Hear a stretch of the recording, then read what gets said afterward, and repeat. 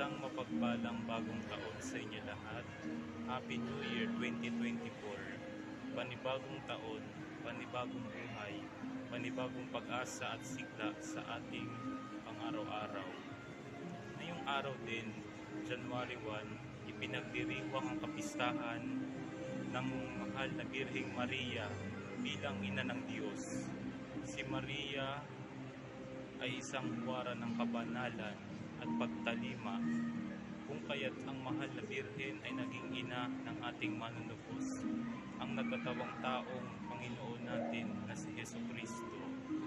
Ngayong araw din, iginugunita rin natin ang World Day of Peace, ang pandaigdigang araw ng kapayapaan.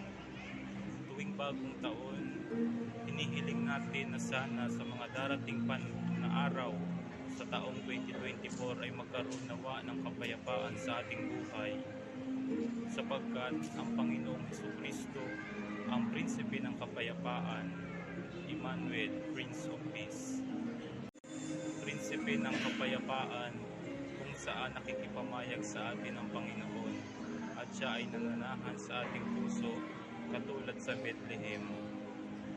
Ngayong taong 2024, naway pagpalain nawa tayong lahat at hari nawa maghari si Kristo sa ating puso sa darating pa ng mga araw sa taong ito.